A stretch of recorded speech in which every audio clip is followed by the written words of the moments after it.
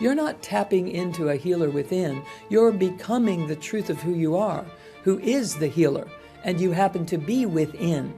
You're underneath the shell that you've created as a personality. You're underneath that. You're deeper at that foundational level of your being. What initiations did you have to go through in order to bring forth this new information that is in the Anatomy of Awakening? Love remains. Love never dies. It never goes away. It can't be deconstructed or destroyed. It just is. This new anatomy that is emerging for the human, once we understand the greater self and we bring it down into this density. So the foundation of our being is energy. It is energy that is awake. It's consciousness. The foundation of reality is consciousness.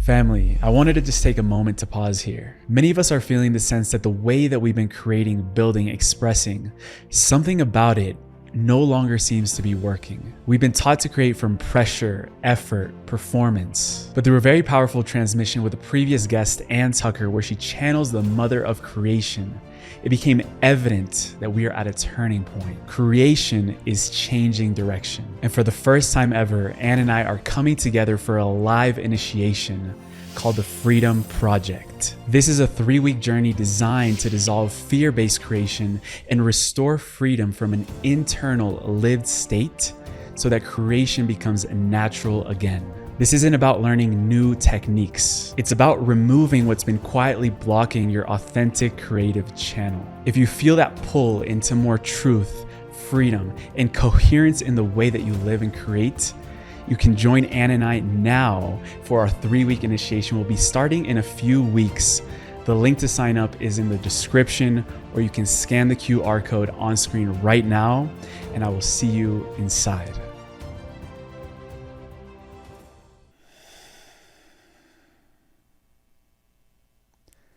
Dr. Sue Morter, welcome back on Just Tap In. What are you most excited about right now globally and in your life? It's wonderful to be here. Thank you for having me again, and it's always a joy to connect with you. Your energy and the essence of the collective that comes into your space is truly pristine. It's what we're here to reveal, and it gets to happen in this space. So what I'm most excited about in the world is that humanity is stirring, and that we are stirring toward a redefining of who we are. And while many might not see what that is, or see that that is what is unfolding. As there is only one thing ever happening, and it is the awareness of, it is the awakening to our true magnificence. And when things are unpredictable and unreliable and unfamiliar, what it does is allow for us to reach inside more deeply than we used to. And the deeper we go, the more we find, the more of true self gets to be animated and amplified by the attention of our consciousness. And so I'm thrilled for humanity right now in terms of what is possible and what is happening. And I love being on a personal level. I love being involved in the conversation that gets to reframe and to amplify from another perspective what these times can be for us. And as we do that, we begin to step into our true essence. You know, I've had the great honor of being a multidimensional presence in this lifetime, to have access to many realms and to be able to translate that through a training that I got in this earthly lifetime as a doctor and a scientist. I'm able to translate some of those things for people in ways that has been the greatest blessing in my life, to be able to be at the foundation of reassurance and awakening.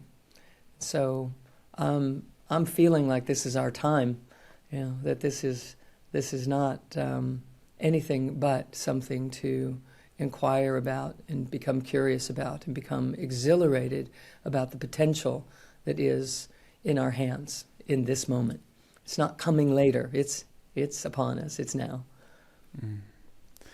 And after many years of revolutionizing the world with your work around the energy codes, right now you are really ready to bring through an evolution of that life's work into being. And that's really why we're having this conversation. We're at a very important convergence point for humanity where you just said, we are ready.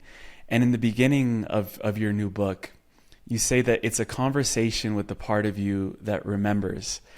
And I really wanted to frame this transmission because it's an activation. I feel that when I opened the transcript of the book, I could feel the energy emanating from it. And so I wanted to speak to that part of us that remembers. And if you were to begin somewhere around this beautiful life's work that you're preparing to bring forward to the world, where would you start around mentioning or acknowledging that part of us that remembers? And what are we remembering exactly? So the foundation of our being is energy. And it is energy that is awake. It's consciousness. The foundation of reality is consciousness. We're literally generating an experience for ourselves. And the we that is doing that generating is most closely described as a loving presence. Now, it isn't the kind of love that we bargain for or negotiate. It is a greater love than that. It's deeper. It is the foundation of life itself. It is literally what happens when you look out on the water and the light is dancing on the surface of the water. What happens inside of you is an activation of this frequency that I'm speaking about. What happens when you walk outside in the early morning and you see the dew on a blade of grass and, light reflecting through it and it captures you, or you look into a baby's eyes that is just pure and innocent and here. It's a brand new presence and it taps something inside of you. And that something inside of you is this foundational frequency that we're referring to. And it is that frequency of pure consciousness, same, in you that drew you forth into this dimension. It is what pulled you forward into this physical life experience. And it is not separate from you. It is the highest version of you. It's the truth of you. And so it is love that we are made of. So when we think about the unified field of all that is, the quantum field, the unified field of consciousness, all of the energies put together in all of life, when they are put together, there is no experience. When they are completely whole and full, there's no experience there because everything is there.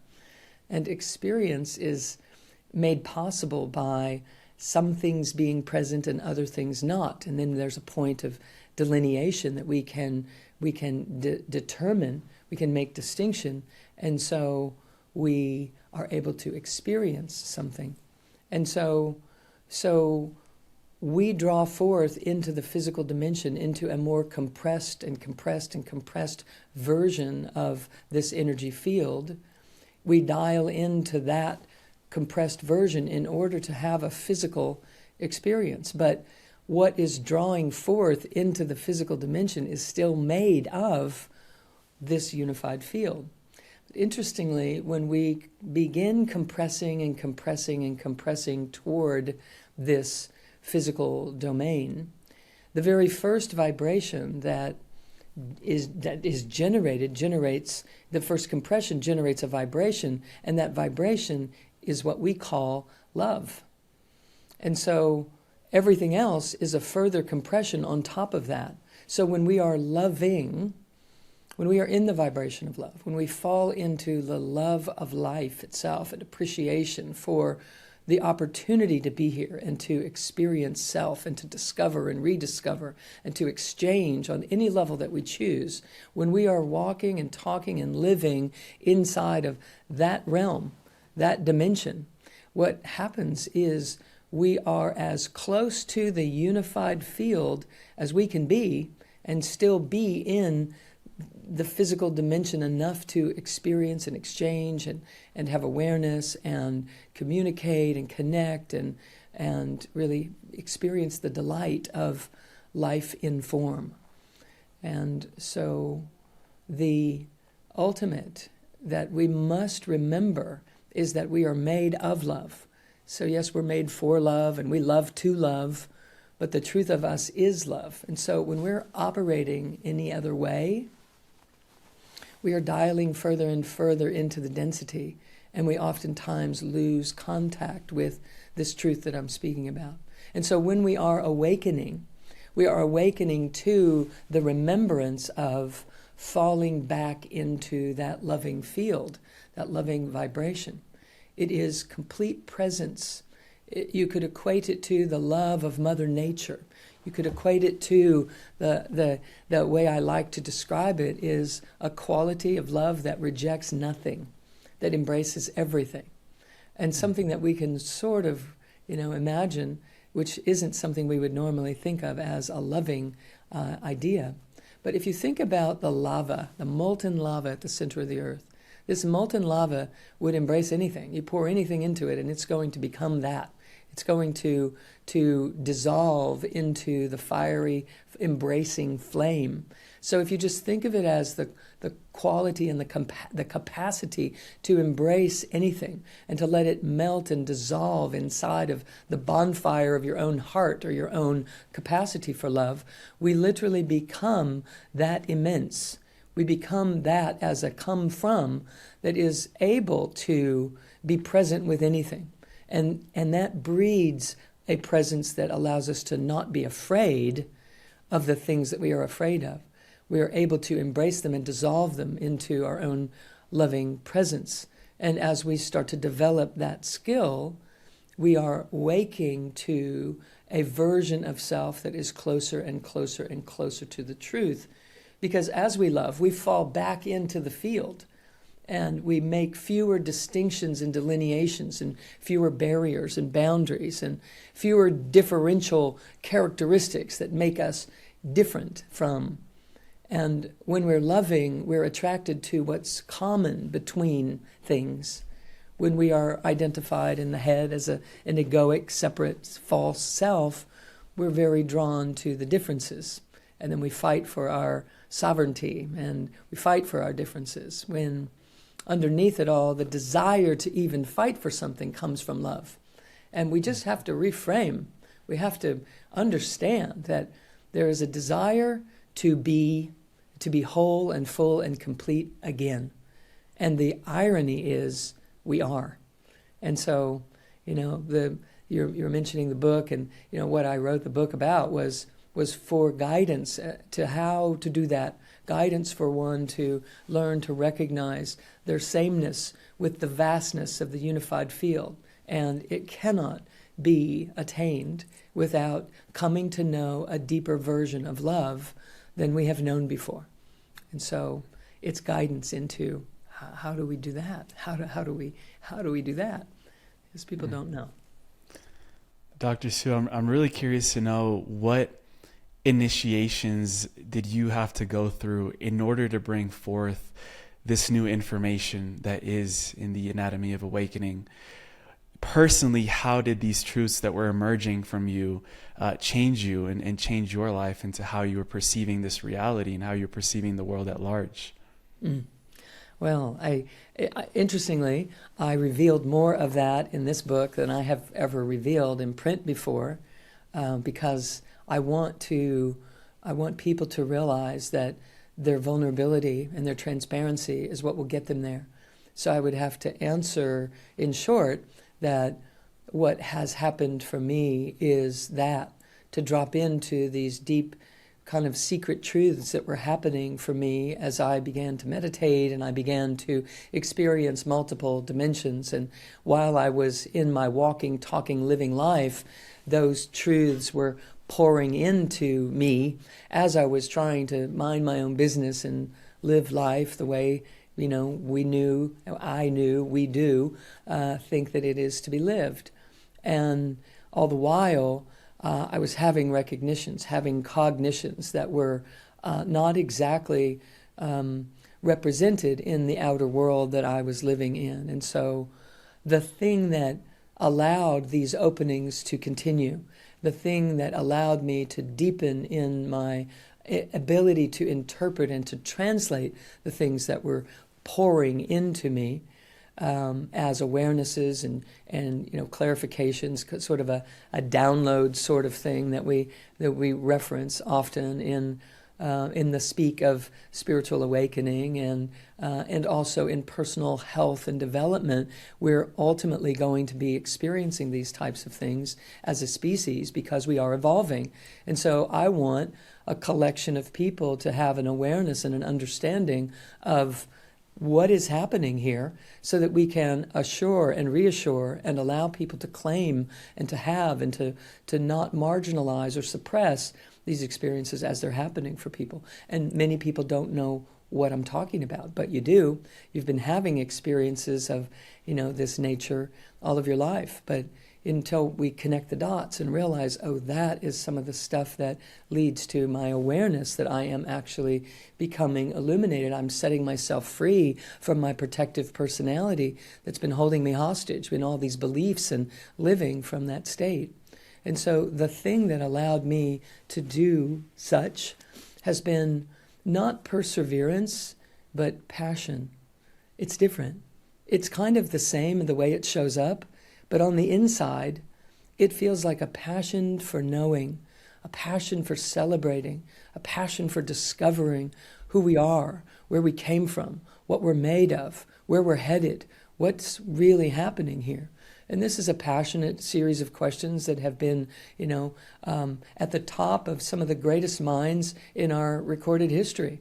But I didn't know that. It was just what was inside of me. And it's inside of all of us. If we allow ourselves to fall deeply enough inward and let go of so many of the things that we think we need in order to be whole and complete and smart and respected and, all of the all. So in that passionate pursuit, there were things I had to let go of. I didn't have to. I didn't feel in the moment, oh my gosh, I have to let go of wondering what people will think. There was something that was on the rise that was allowing some of these things to come out of my mouth that were occurring. And the people around me, the students, the people that were listening to, my work, my teachings, and, near and far around the world, they started writing in or leaning in and saying, say more about that. I want to hear about that. And those were the things that were actually just kind of slipping out of my mouth. It wasn't what I thought that, a respected doctor speaking from scientific perspectives and what are we having here, what's happening, how do we heal. What would come out is, other experiences that I was having in meditation or perceptions that I was awakening to, and they would just start to intermingle with the science and the tangibilities of physics and physical biology that we're used to studying in terms of body chemistries and turning on this and turning off that and regulating this and so on. So what happened in those moments was I had a choice to make, but the choice was making me. I wasn't making the choice because this passion was alive in me. And so it allowed me to respond to the questions people were asking more honestly, more deeply. And the more honest I was with it, the more these experiences would happen. The more I would relay to people, what was happening in these visions, but not just visions with my eyes closed and sitting down in my meditation space, but visions that were happening while I was in conversation with people, visions that were happening while I was walking around my home or engaging even with students in coursework. And so I started just letting it flow. I just let go and let it come through. But the years prior that I spent on teaching people, myself included, how to stay in your body and not just be lifted up and out and become so ethereal that you just don't want to be here. It's so beautiful in these other realms. But I had spent years somehow knowing that the key was to bring them here, to not just go there, but to be able to bring that here and to pierce the veils and that even the illusion that there's a here and a there, but to open up from here and receive and receive and receive.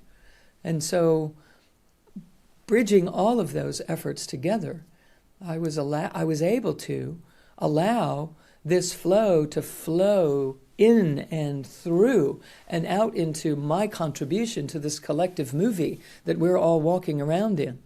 And it was the passion and the love of life itself that allowed that to happen without fear, without, caring about what people will think, caring more about what it might serve, about who it might help, about who else might be having these experiences and not know what to do with them, or not even know if they belong or if they're losing their mind. There were certainly moments where I questioned that. But the more I would get into my body, I could then translate what was happening and make logical sense out of it.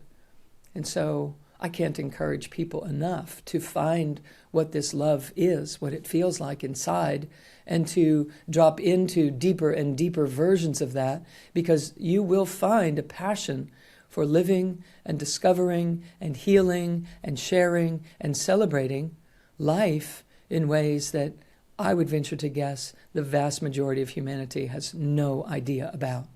Now people in these communities are more attuned and inclined, and so they begin to open rapidly when they start to recognize these principles and put them into practice in the ways that we're, speaking about today. But, the greater majority of humanity is waiting for people in this kind of a community to be able to walk and talk with certainty and wisdom and clarity and a rational presentation of these beyond the logic experiences that we are having. We have to be grounded and embodied and integrated, or we're never going to be able to be the lighthouse that we all truly seek to be, that we want to be, that we're made to be. And so, that's really what is behind my work these days. Beautiful. And to go a little bit deeper in there, right now we're seeing a growing popularity in out-of-body experiences and leaving our body and going to other realms and dimensions and exploring there, which is fascinating. But what you're really speaking underneath there is around this notion of having these experiences and awarenesses and perceptions while we're in the body as well.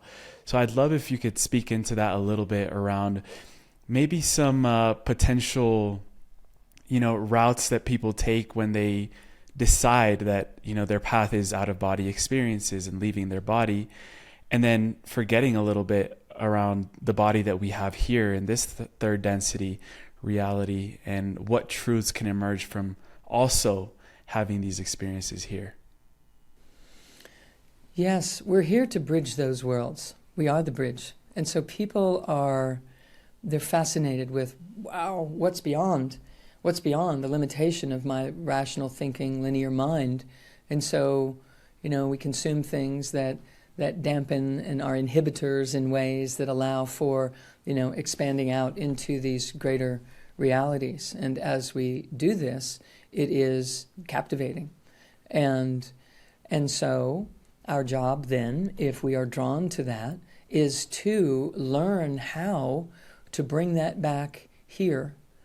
And so there are ways, I've even gone and taught at places that offer those kinds of journeys for people, and prepared people that while you're in this experience, do this and do this, learn these anchor points and stay in your core, and recognize that the moment that you're experiencing anything, if it is uncomfortable for you or so unfamiliar that you feel hesitant, do these few things that bring you also into your body at the same time, because that's the key. We're made of those realms that people experience when they do these out-of-body journeys.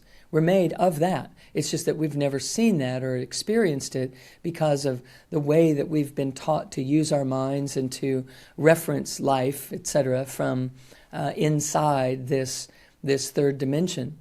And so it is by nature that if we have those experiences, the ultimate solution would be to draw those here into the physical dimension so that we can walk and talk and live and be bigger beings than we were before, now that we know more about who we truly are. The interesting thing about the linear mind is that it will perceive that I went somewhere, that I went over to this other realm, I went out into this other space, but actually that space is here. It's all right here. But we've been limiting our perception down into only a small portion of the room that we sit in for, to take that into a cosmic mansion. We're sitting inside of one room, when in reality, the whole mansion is our domain. And so if someone is drawn to going into those types of experiences, I have nothing against that. But I do know that if they don't want to become more separate and owning and living in a greater duality because now they know about another world, and oftentimes it creates a craving or even an addiction to go on that journey again and again and again. And I've met people who have done those journeys upwards of 200 times. And I also know them to be actually oftentimes, I know a few of them, oftentimes quite nervous and quite depressed or quite agitated because they don't have compassion for people who are walking around on the planet that haven't had those experiences. And without compassion, we're really not able to contribute to unity here on Earth. We're not really contributing to the evolution of consciousness until we can embody those experiences of the greater version of self that we are. When we embody those greater experiences of the greater self with a greater love, what happens is it starts to turn on our cellular structure. It starts to generate a different chemistry in the body. It starts to open the pineal on a regular and applicable, relevant level, meaning that I can now hold conversations with people and with great compassion, exchange with them, even if they have no idea what I'm aware of and where I've been and what I now know. So it's ours to, I have those multidimensional experiences without taking anything. And so I haven't done those journeys in that way because I don't want to mess with the circuitry that's lined up in my world. And yet I know that as I was having those experiences, I couldn't make sense out of them. I couldn't become functional again until I got into my body with those higher levels of consciousness. And then I not only became functional, I became super functional. People would have no idea the number of things that I do in a week's time, of productions that I do, of interviews or conversations or classes that I teach or places that I am, because of the unwavering energy that is flooding into my system and the clarity that is there, that I do not waste energy thinking about things that are not relevant to our true purpose for being here, not caught up in the movie and ruminating and rehashing and living either consciously or subconsciously in the past. And what begins to happen when we learn to come into the body is that we build a circuitry where we can be that free. And that energy then is freed up for us to be creative and innovative and to make a difference in the world and to be able to not only tolerate, but to truly love into, with beautiful compassion, the lostness of the majority of the people that we meet out on the street, out on in a normal day's time or a week's time. We cross the paths with many more people that are not turned on or tuned into this conversation than those that are. And that needs to change, right? That needs to change. And so we need to be able to relate and bridge the gap and dissolve the barriers and the boundaries, not in a forceful sort of way, but in an offering that is clearly highly functioning and very sincere and conscientious. I'm also feeling into, apart from the conversation we're having around awakening, there is this emergent conversation happening around human potential and what really does it mean to be unlimited. As you were mentioning, when you tuned into your circuitry and you're tapping into these higher chakras and centers in the body and codes in the body, you become super functional. And that's something that I would love to explore for a moment, of this new anatomy that is emerging for the human once we understand the greater self and we bring it down into this density. A lot of people are more focused sometimes on the light body and evolving into a light body and leaving the dense body behind. But it almost feels like we still even haven't tapped into the capacities that our physical body has itself. So I'd love to explore that with you for a moment. Absolutely. So that just reminded me of something that I can maybe show here in this image. This image here is this invisible anatomy around the physical anatomy that we're used to studying. And we've studied chakra systems and levels of consciousness that are associated with them inside this physical structure, as a vast community, a vast population of people are very aware of that. But what a lot of people aren't as aware of is a chakra 8 and a 9 and a 10 below where we sit or stand, and an 11 that is the energy that is moving inside of this whole ascension body. And a big oval that is around the physical anatomy that is also anatomical, but it is of a higher vibrational frequency than what resonates or vibrates inside of physical light, visible light. And so it's called the ascension body or the light body, but it is an anatomy that is ours. It's us. Just as much as your arms and legs are yours, so is the rest of this. And when we begin to recognize that and live as that has a body inside of it, that this big oval around the physical body is the truth of who I am, and I have built a body inside of me as a vehicle to carry me around through this world, what happens, what comes with that is not just the imagery, or just the idea, but the levels of consciousness that go with that too. Where there's a different level of consciousness at chakra 8 than at 7 or 6 or 5 or 4 or 3, 2 or 1. And there's a different level of consciousness at 9, and a different, even higher, believe it or not, even though it's in the earth, a higher level of consciousness that is at chakra 10 and chakra 11, as higher again still, and chakra 12 higher again still. And so when we start to animate those aspects of who we are, meaning we enliven those qualities, those frequencies, those levels of consciousness, we're now operating not as one that is bound by just logic alone. We're operating inside of what is considered the miraculous by the logic mind. The logical mind knows that A leads to B leads to C, but the quantum self isn't subject to those laws alone. The quantum self is able to instantly shift without attachment, instantly perceive differently without having to prove it or forgive someone or be forgiven by someone.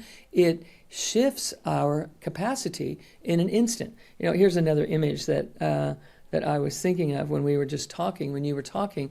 This one shows two different images, and this one shows that this quantum field is compressing into form. It hits the earth and rises up in this toric field, and then we project this movie out into the world. So we're standing here projecting a movie that we're walking into all the time. That's what's happening. And when we're withholding or not forgiving, when we are carrying a grudge or an attitude, when we are waiting for someone to apologize before we relax again and find love, when we're living that way, what's happening is this quantum field is compressing into a funnel, into a channel that hits the earth and rises up, and it cycles around and around in this toric field fashion that, science studies, and we know that this is there, and it's measurable and tangible, and it's moving. And it then rolls out and projects this movie. But you see here the interruptions in that movie, and they're coming from the distortions that exist inside our own system when we overly compress, when we hold grudges or we hold anger or we vibrate at a frustrated level on a regular basis, when we think that it's not fair and that we're operating from our minds in such a fashion, we end up limiting our experience as a true quantum being. And so right here in the bioenergetics of our reality, it's a very real and functioning thing that happens as this light builds a body to navigate in this world. And if we landed and we sort of splatted, we talk about that, and we start paying attention to what everybody else thinks and what everybody else says and what we should do, and we disengage our power we disperse it, we give away our love before we even know what it is, then what happens is we start living this limited life. Now, the irony is this limited life is what humanity considers life. Everybody thinks this is what's real because everybody's doing it.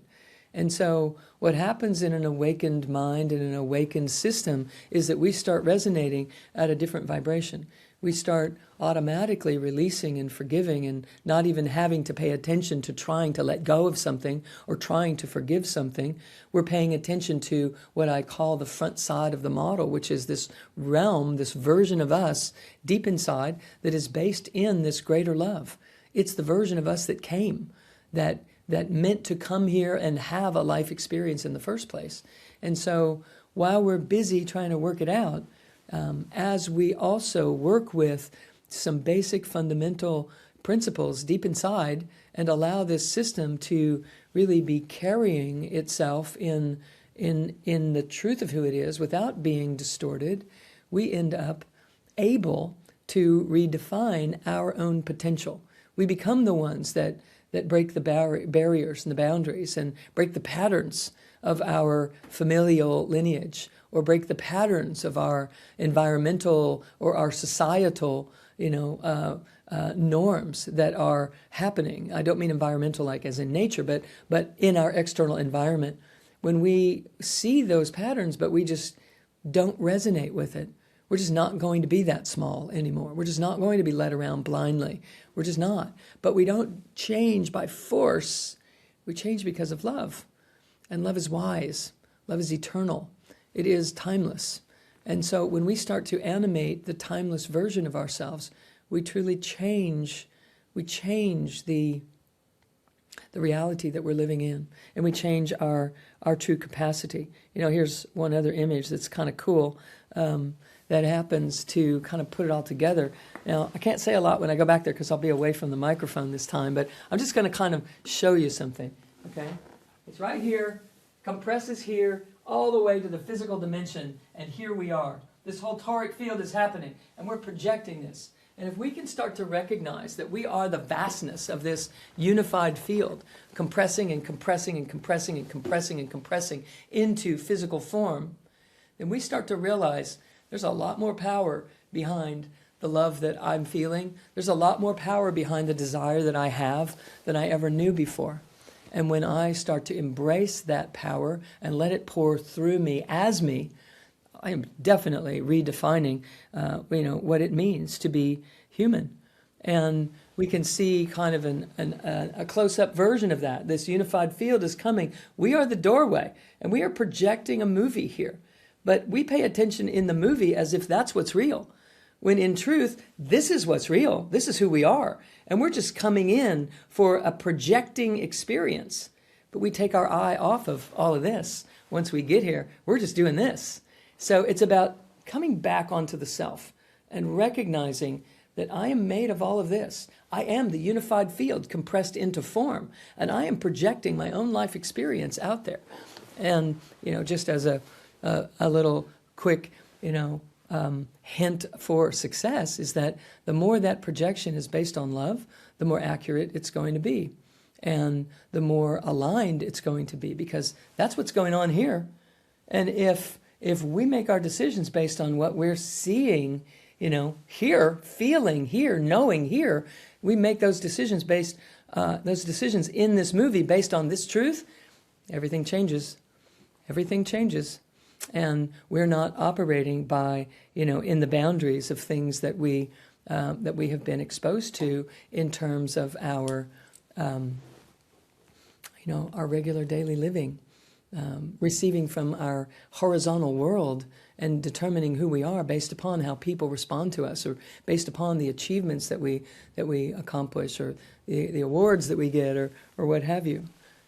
So it's about changing our reference point, our come from altogether. Those images were extremely activating for me because it tunes you into a truth, capital T truth, as you put throughout your book. Truth is always in capital.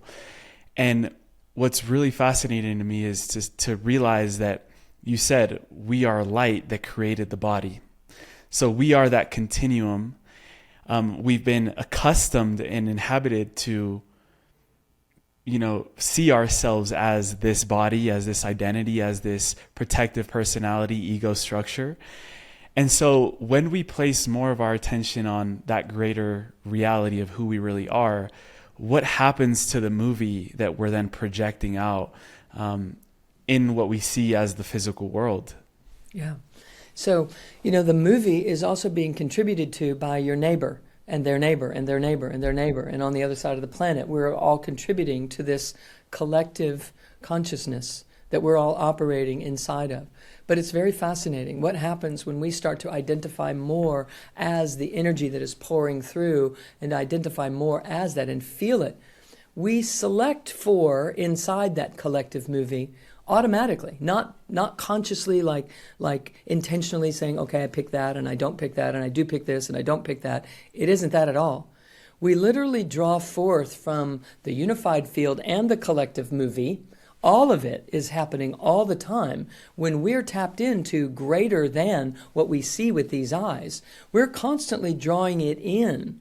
And as such, it automatically selects for the vibrations that are resonant with you.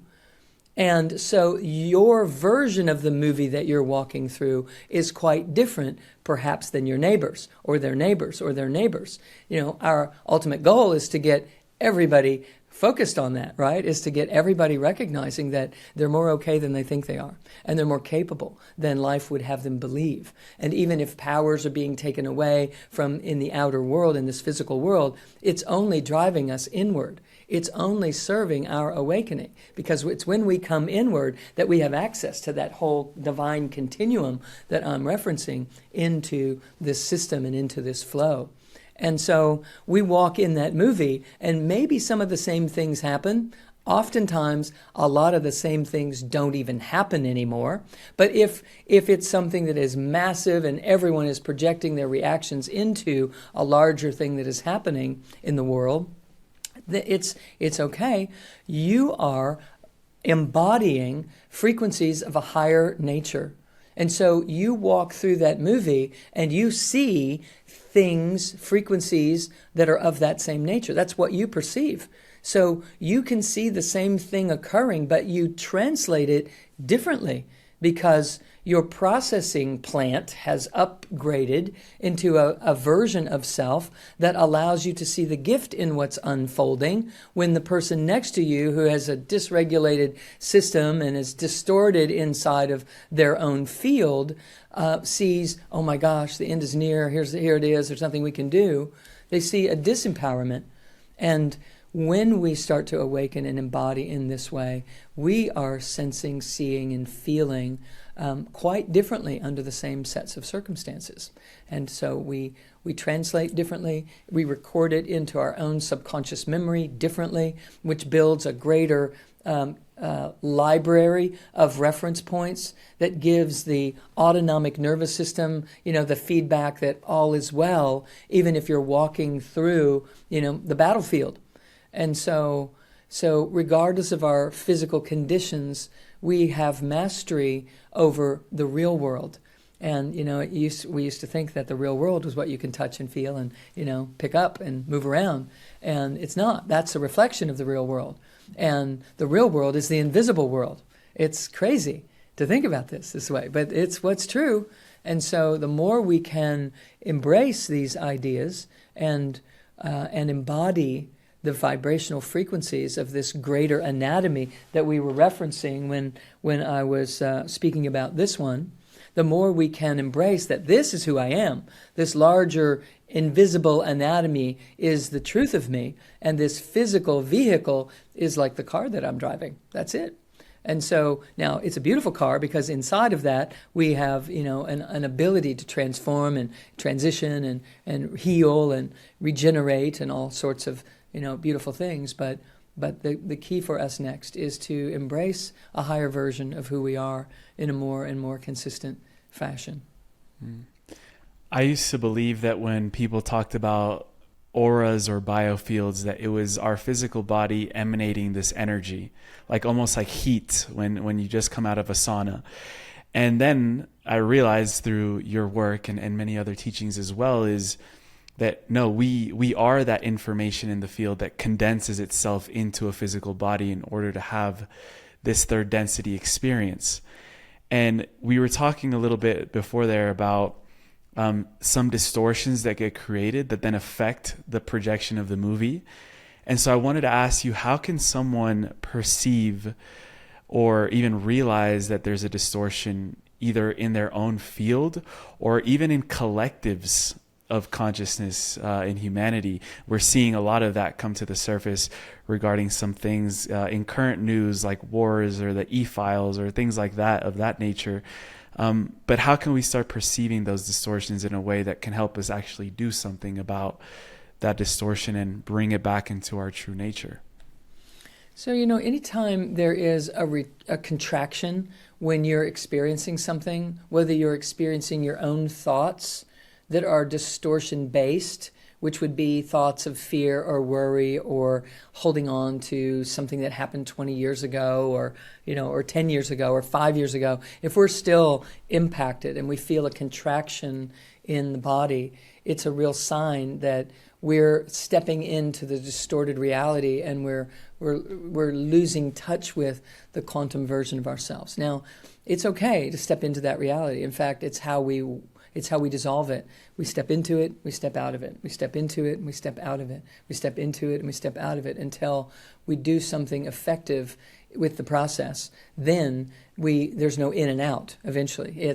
There's no here and there. Eventually we dissolve those things. So the way that we dissolve them is the work that I teach, which is how to build the circuitry. And so we use the moment that we are upset or caught up in the movie, is how I reference it. We're actually doing the work when we forget all these amazing conversations that we have and we forget all these truths that are being revealed and all that is unfolding in our consciousness. When we feel like, oh my gosh, this thing happened and I got so triggered and I got so, defeated and I'm just so angry and so upset and I've been rattled for, 2 days. When that's happening, it's actually when the work is being done. If we're coming out here into this greater noosphere, if we're in this quantum, realm and we're waking to the truth of who we are, and we can feel it, it tingles and it rushes and there is, this beautiful transformative energy obvious to us. And then, later we're triggered. What's happening is we're now taking that illuminated version of self, the field that is creating the physical body and its life experiences.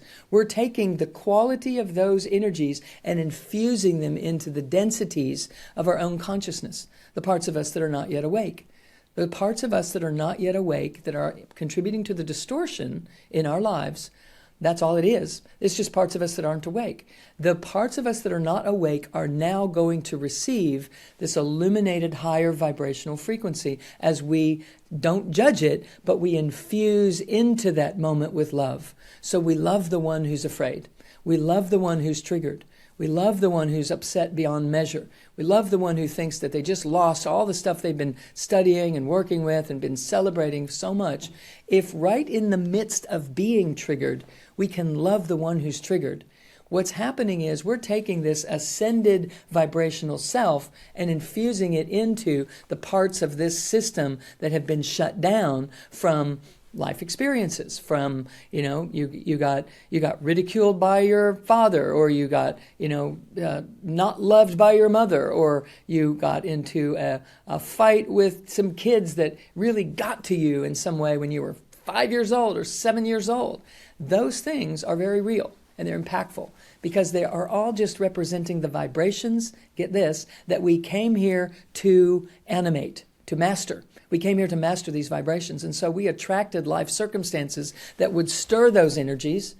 And then we're supposed to embrace those energies and get to know them. Like, oh, that's it. That's the thing. That's what I came here for. How do you know? Because you're impacted. You've contracted. You've reacted in some way. So the same thing is true in our own internal environment. And it happens, with the collective. So the problem is the collective isn't recognizing what's really going on here is that we're here to become this divine continuum pouring into this system and to animate the density of the bandwidth of human consciousness with light, to infuse it with light. And the only way we can authentically do that is to dive into that human experience and get triggered, get suppressed, get shut down, get derailed, and then, not fix it, not address it, not come into it with love, live that way long enough that we realize this isn't working for me because it's causing disease, it's causing ailments, it's causing paranoia or anxiety, it's causing depression. And so now I'm going to approach it differently. So we come to a conversation like this and we start to realize it's not either or, it's both and. We're supposed to live into those distortions. That's how we rectify them. Go into them with love and compassion and forgiveness. And while we think it's about forgiving the other people in the movie is a reflection of our own consciousness. We drew those people forward. We hired them as actors in the movie. We pulled them forward into the resonant, coherent life experience, the journey that we were signing up for. And so we can forgive them, and that works. It's just that there's a deeper level. There's a deeper level. We have to find ourselves in the midst of that. We have to learn how to drop inside and discover the one who was willing to forgive, and to animate that one and breathe life into that one and let it build up and have a life here in this world, because that's the one that is going to operate in a non-distorted field, that is going to walk right through the walls that the collective has built as the limitations for human experience, what we're capable of and what we're doing here and why we're here. So it's about living into the distortions. It's about living into the frustrations. We can discover that we're discovering them by the way that we feel. If something really upsets you, bingo, you're onto it. If something really is agitating you, you're onto it. If something is frustrating you on a lower grade, but on a regular basis, like you want something to be different in your life with your family or a partner or whatever it is, and every day you're trying, or every month it circles around, and here it is again, this thing that they do, or this thing that happens, or this thing that just explodes. There is so much medicine right there. That's why you're here. That's it. We just have to learn, and there's a systematic way of learning how to work with that to then build the circuitry, the electromagnetic energy circuitry that then generates neurocircuitry in a supported and sustainable way for you to be victorious in the reasons that you came and what it is that you're here working with, and to be celebratory of that. All the while realizing that you're from the beyond and you're here, and you're here to bring the beyond here and to expand the here that we're living in. And that is how we redefine, who we are, what our potential is, what our purpose is, etc. So hopefully that's helpful with what you were asking. A lot, very helpful. And one thing I'm realizing is that you're also, in a way, calling the master within ourselves forward at these times, because if we were wanting to master in this lifetime at the cosmic bus stop that you referred to, if we wanted to master unconditional non-judgment, then we had to go in and play in the frequencies of resentment, for example, in order to understand that we can master these higher frequencies. And one question that I love that you pose in the book is, what if this isn't a collapse? What if it's an emergence? And I'm really loving this word emergence, because it means that we're revealing something from within us. And so what do you feel from a greater perspective we are here to emerge as, especially during this time of human history that we're going through, where many might see it as a complete chaos and collapse in the outside world? Mm-hmm. Yeah, so beautifully. So the systems that are in the outside world that are collapsing, rearranging, think of them as softening. They're loosening the bind. We've been bound as a humanity. We had systems that were in place, and they were sort of working, and they were sort of weren't. And we had old ideas that maybe there was there was something that was hidden that people weren't revealing, or maybe there were some ulterior motives sometimes. And, we had concerns before, but those concerns have been blown out of the water. They've been magnified and amplified so much. Those little concerns of 20 years ago, we're like, hey, I'd take that in a heartbeat. But really what's happening is we're softening the construct that we have developed as a humanity. It's falling apart because it wasn't based in love. If it was based in love, it would never fall apart. Love remains. Love never dies. It never goes away. It can't be deconstructed or destroyed. It just is. It just is. It's an essence of us. It's the essence of us that we each have access to. We've all experienced it in some way. People that we love that we probably shouldn't love, but we love them anyway. That whole thing. If it's really love, it's love. That's what it is. There's nothing you can do. I can be upset with you, and I can rearrange the role that you play in my life, but at the end of the day, I'm still going to love you. I just do. I've had this personal experience in my life with family members and circumstances that were just unacceptable to me, unbelievable. I couldn't believe that things were happening and unfolding the ways that they were. And here I am, to some of those things 20 years later, to some of those things 30 years later, to some of those things 40 years later, and I love them. I care. And I love that I do. I love the fact that I love them.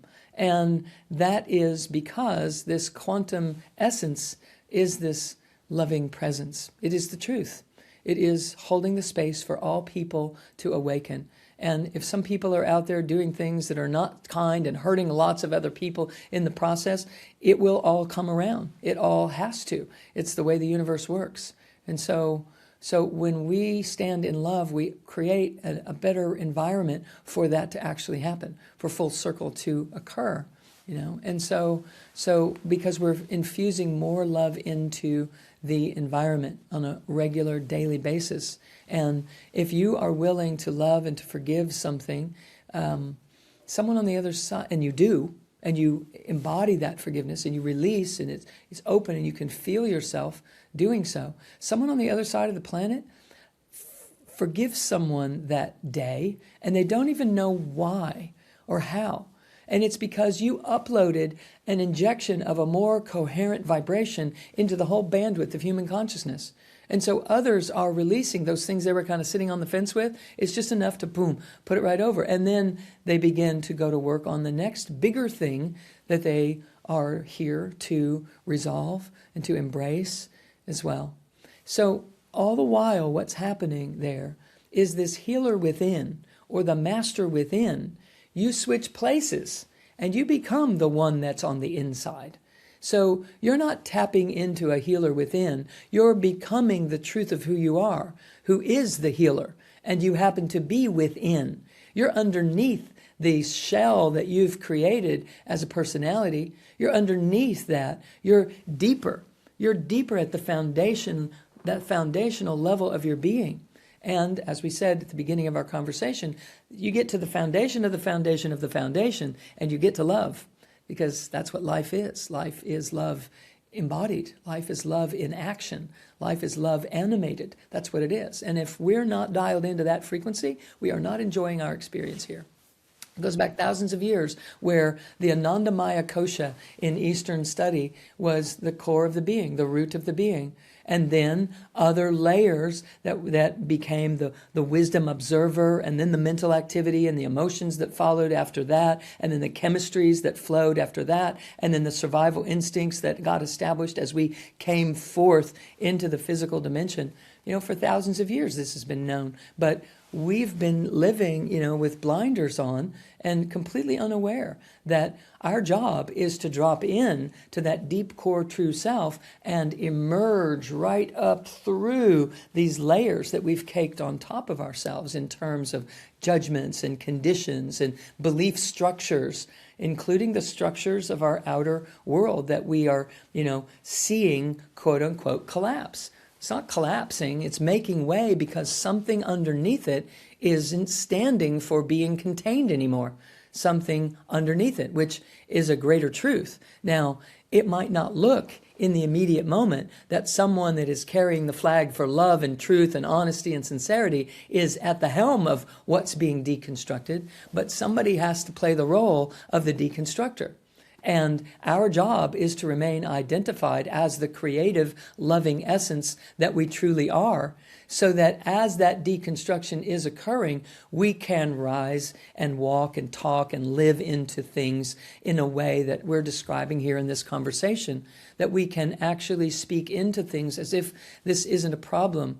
Let's get busy focused on what could possibly be good about what's happening here. What is the world or the universe calling forth from you now? And one of the things that I've seen happen right away in all of this is that, people initially were saying, I don't know what to believe anymore. I don't know who to trust. I don't know what's going on. This is crazy. I watch this news and this news says that news is fake and that's this and all this stuff is happening. And, what I am loving is that people then would follow that up months later and say, look, I'm just doing what I feel to do. That's all I can do. I don't know if I should trust this, or this. So I'm just going to follow my heart. I'm just going to go. I'm going to walk my own conscience into the world and, just mind my business and do my thing best I can and just care. And then soon after that, what began to surface was people saying, love is greater than hate. Their love is bigger than anything. Choose to love, and so love is emerging as a go-to for survival under these conditions. But what is emerging is exactly that. We are emerging as a species toward changing our value system. We just happen to be in the middle of the turmoil of the birthing process, and the pain that, is happening with when, we're headed down the birth canal. There's quite a lot of compression and quite a lot of stretching and contortions that are taking place. And, that's what we're in at this time. So to focus on the emergence, the absolute most brilliant thing that we can do as a species right now.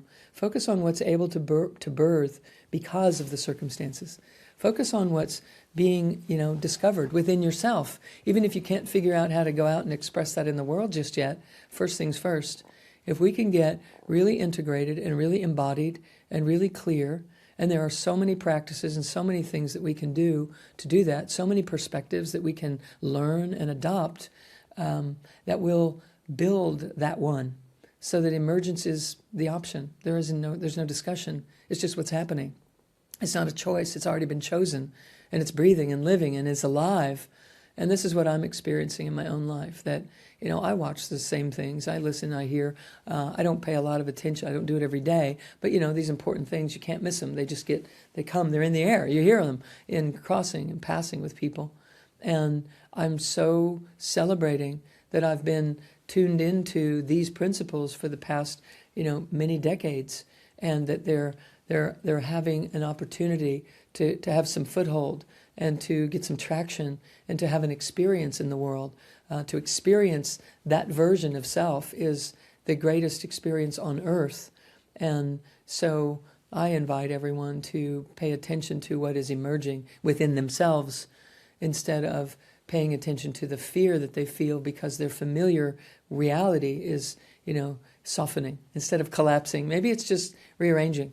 There's a giant rearrangement occurring, and we want to be a productive part of that lands humanity in a better place because of what's going on, rather than, just fearing devastation and destruction and decomposition.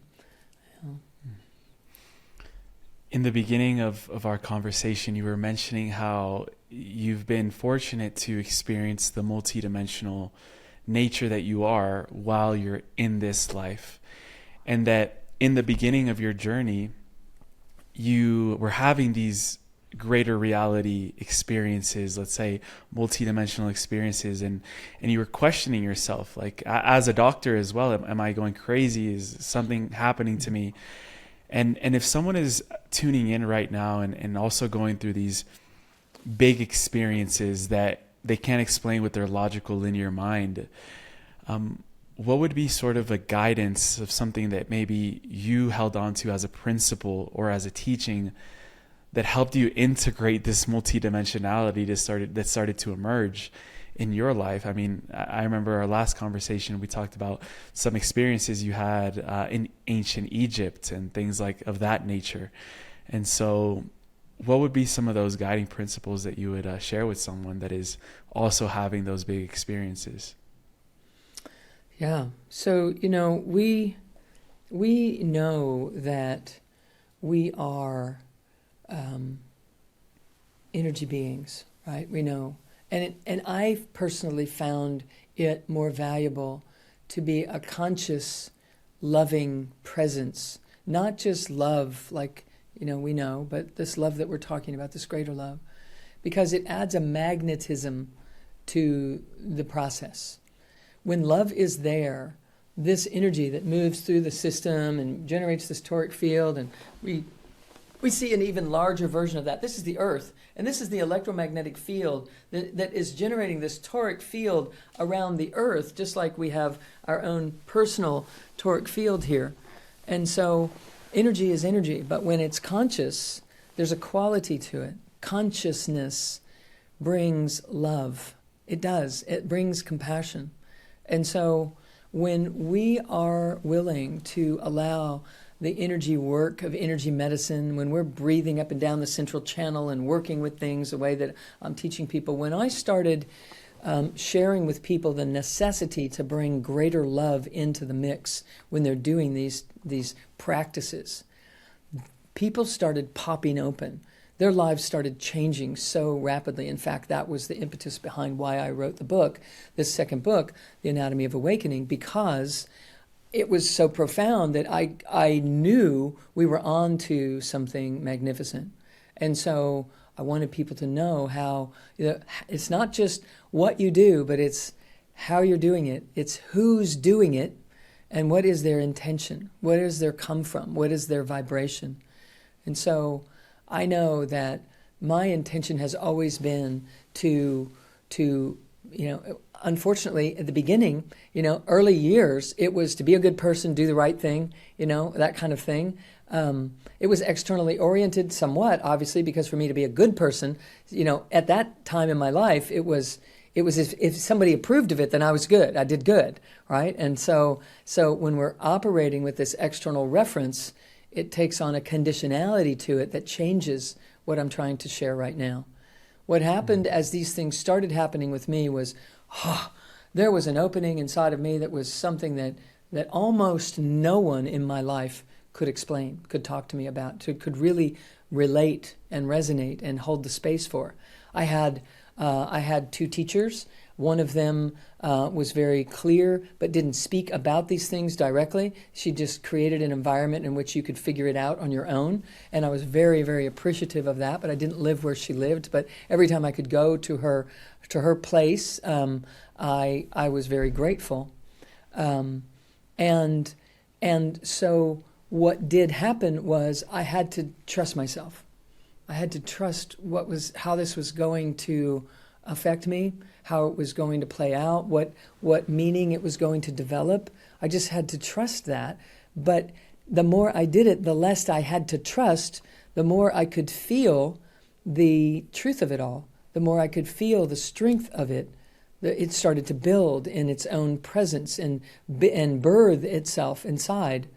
And so the go-to for me initially was to drop inside and to allow the breath that I now teach people and the anchor points that I now teach people and the central channel that is the center of this whole thing right here.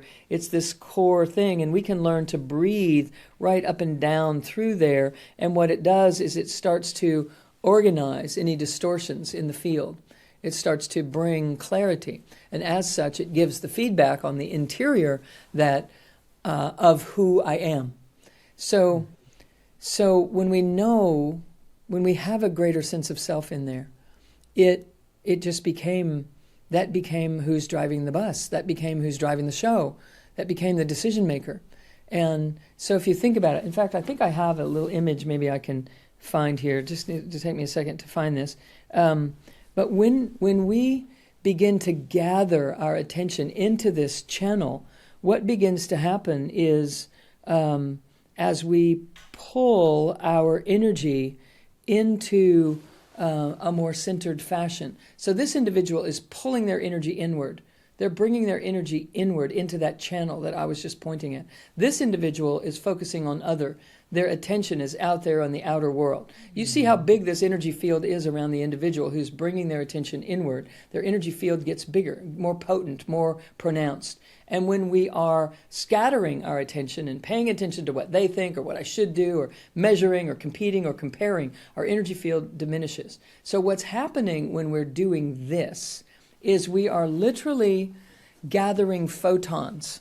We're pulling in these tiniest little quantum particles into our interior, which we have never done in our lives. We don't pay attention into the deep core true self of who we are.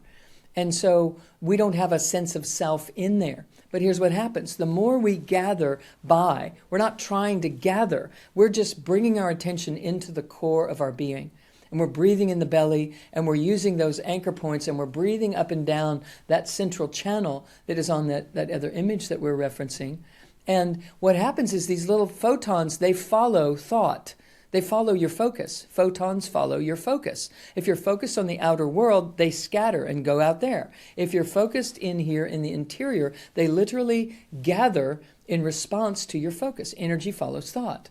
So if I'm gathering here in an unconditionally loving manner, not in a selfish manner, like, hey, I'm going to get mine before you get it. But no. Just not even closing yourself off from others, but just gathering that energy like an accordion, just folding in on itself. We gather and gather by breathing and keeping behind the eyes, just keeping our attention inside the core of the body. This is what I began doing.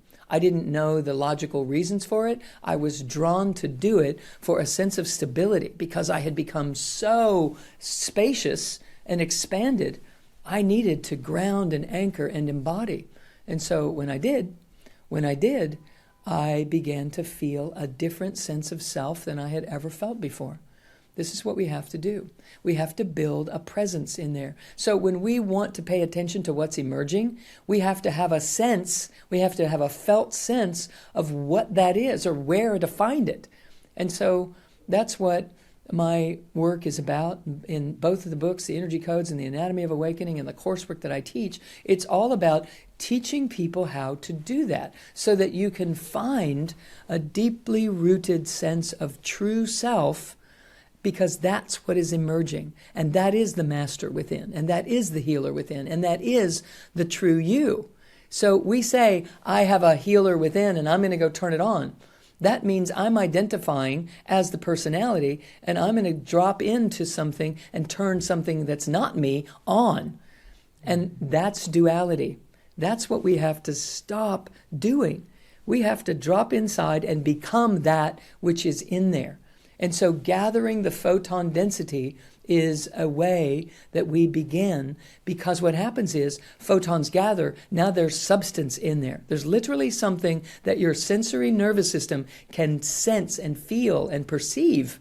And so that sensory information goes up and gets processed in the whole brain and the nervous system and the points of relativity in our subconscious memory, in our mind, etc.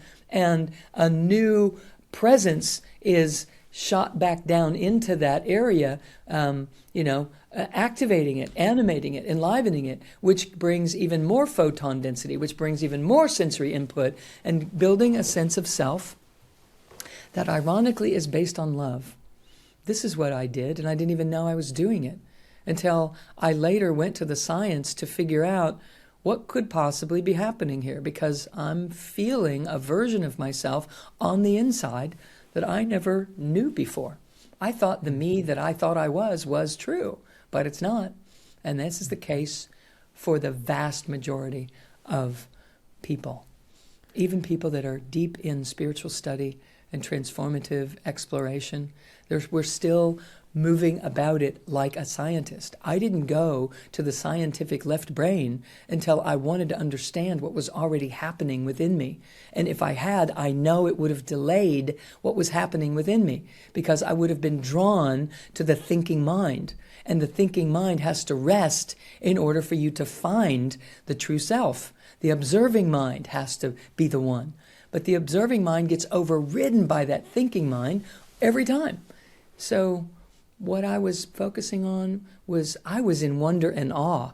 And in wonder and awe and enthusiasm and exploration and a cherished disposition that was interested in the sacred opened it up for me, because love was involved in the effort. And when love is involved in the effort, it becomes a devotional process, not a discipline. And that is magnetic, and that is love. And that is what pulls us into the true self like nothing else can. So, I was just impassioned to find out this thing. Here was the motto that came out of my mouth. I want to see how far love will go. There were students that are still with me all these years later that remember the first times I started saying that. It was 20 years ago, 25 years ago. I wonder how far love would take me if I just kept choosing it.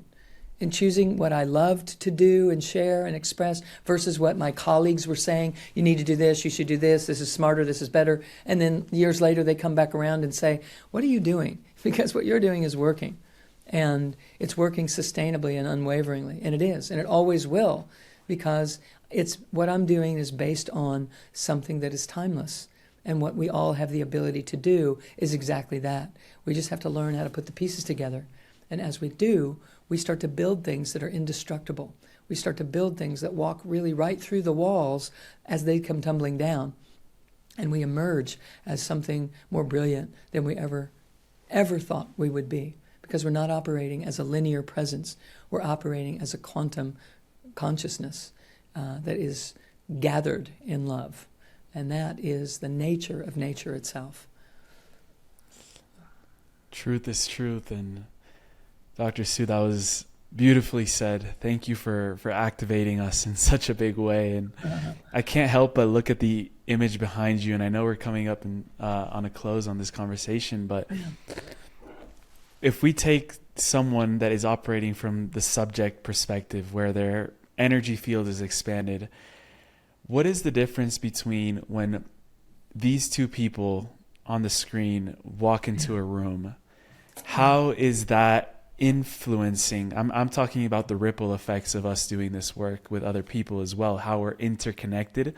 So I wanted to hear from you, like, when these two people both walk into a room, maybe a crowd, a basketball game, a concert, whatever it is, what happens in the field? Mm-hmm. Yeah. So here's the beauty of it. This one wins. This one always wins. In the end of the day, this one wins. This one engulfs this one. This one has an effect on this field. So the highest vibration wins. It draws forth that out of this person. Now here's the thing. This person is maybe competitive, comparing, competing, trying to get somewhere, being upwardly mobile, always looking at how they can get the in or get the opportunity and that kind of thing. And so this one is interested in, I'm just going to be here. I'm going to be really present with myself. I'm going to trust. I'm going to honor. I'm going to be authentic. I'm going to say yes to myself. I'm going to care. I'm going to take care of myself in a sustainable manner. I'm going to do the right thing based upon what feels really good to me.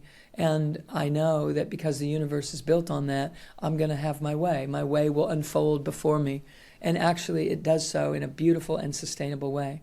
And so when they walk into the room and this field starts to actually engulf the field of the other individual, this individual initially is going to think they're going to feel better, or they're going to feel more uplifted, and they're going to think that it's because this comparing and competing and all this smart strategizing is working, all right? And they're going to think that it's because of what they're doing that's making it work.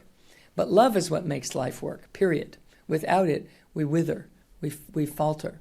And I don't mean just the love that we hug each other, although that's included in it. I mean the life force.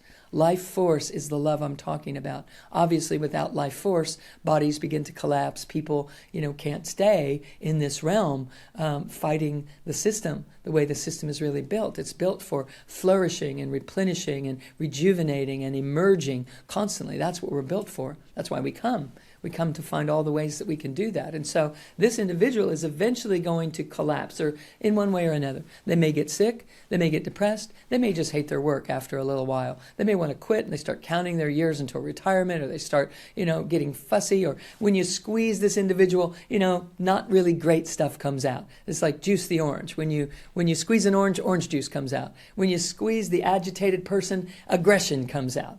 That's it. You squeeze this one, it's like, oh, thanks for the squeeze. I'll squeeze you back. Awesome. It's just like nothing touches them. And so you just keep moving forward in this way. And so ultimately, this one will have to do some of this in order to sustain their vitality. Because when they walk into a different space and they're not literally locally surrounded by somebody that's flooding them with a photon resonance and coherence, they falter. So, the beauty of this is it is something that we can share locally and we can share non-locally.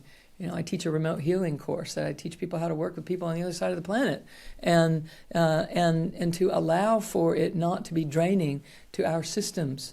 In addition to the many other things that I'm teaching, this one has been really wonderful for people to feel like they're making a difference in the world when so much is changing and so much is, just not what we used to know. To bring some stability and some care and some conscientiousness in ways that are deeply meaningful for people. So beautiful. Yeah. So we do have these. We do. And in these final just few minutes, I would love to wrap up with one final question to really integrate this experience. But before that, I would love for you to let us know where people can find your work, go even deeper, anything that you have going on around your universe in the Morter Institute, and also where people can grab the new book that is coming out very, very soon, if not so already out when this comes out. Yes. Let me grab this. I think I have a copy of it here. Here we go. This is the new book, so if you're looking for it, you can kind of recognize. These happen to represent the rings of these chakra 12, chakra 11, 10, 9, and 8, the higher vibrational frequencies, so that's pretty fun. And so you can purchase that where books are purchasable. You can pre-order the book, and if you pre-order the book from our website, it allows you, actually if you pre-order the book, you are able to receive bonuses and extra master classes that I'm really talking about these things in particular, and we're in the process of doing all of that right now. So to pre-order the book kind of brings you more than if you wait until after it comes out. So the book actually officially launches March 24th, and so we are very excited to bring this information forward. But you can find me at drsuemorter.com. It's drsuemorter.com, and I'm also on YouTube, and lots of access to complimentary information and content that is constantly supporting you. I also do a podcast, and it's called The Art of Awakening, and lots of coursework available for people. So I'm pretty easy to find. Kind of always doing the do. Amazing. We'll include everything down in the show notes as always. And very excited. I opened the book just a few days ago, and I could feel the resonance and the energy that is emanating from it. And so I'm excited to dive even deeper as well, and also alongside our community. One thing I did want to leave our listener with today, this final question, is really about integrating everything that we just talked about. And what I had today is, if you could leave someone with one embodied truth, something to feel rather than to intellectually understand, what would that be today? Well, my first thought is there's nothing broken, there is nothing missing, and there's nothing wrong. We've just not been shown how to translate what is unfolding. And what is unfolding is your magnificence. And the universe has no possibility of producing anything other than support for your awakening. Every single thing that ever happens in your life is supporting your awakening to your magnificence. And our job is to learn how to translate it as such. and love will show you the way. Yeah. Dr. Sue, it's always a pleasure and honor, and I just feel so much love radiating inside my heart whenever I'm in your field. So I wanted to thank you for sharing that so abundantly with everyone today, and I look forward to continuing my exploration of your work and also continuing these conversations for the years to come. And thank you so much as well for the work that you do for humanity and the devotion that you do it with. So I appreciate you. So much love, and until next time.